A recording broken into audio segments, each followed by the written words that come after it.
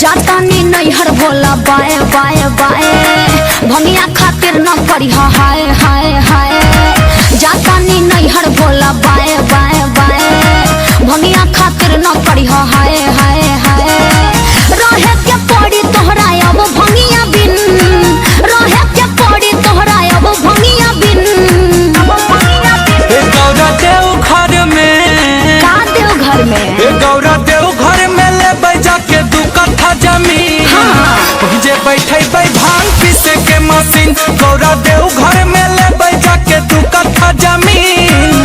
जे बैठे भांग पीसे के मशीन। ओके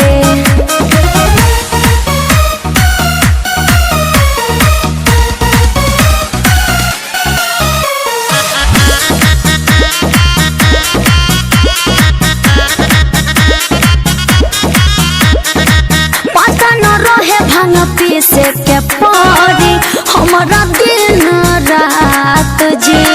तोड़ देती रिश्ता न करती हम शादी और भंगी तोहरा साथ जी। और भंगी तोहरा साथ। सुना गौरा हो मत जइहा हमसे दूर। मन माने नहीं भांग बिना बानी मजबूर। रहब न तोहरा घर अब एको दिन, रहब न तोहरा घर अब एको दिन। गौरा देव घर में गौरा देव घर में ले बैजा के 2 कट्ठा जमीन। जे बैठे भांग पीसे के मशीन। गौरा देव घर में ले बैजा के 2 कट्ठा जमीन।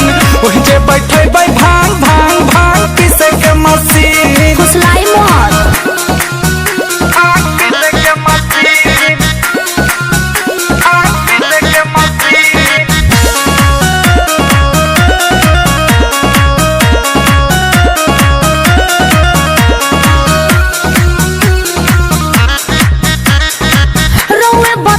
गाजा भंगिया में कौन मिलेला सवाद जी।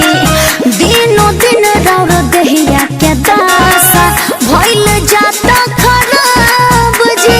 हर बात काहे नहीं बुझत।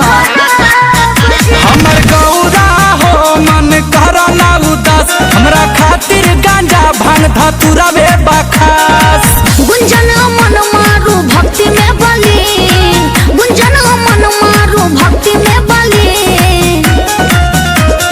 हे गौरा देव घर में बोली न स्वामी जी। हे गौरा देव घर में ले बौ जमीन। जे बैठे भांग पीसे के मशीन। स्वामी जी देव घर में ले बैजा के 2 कट्ठा जमीन।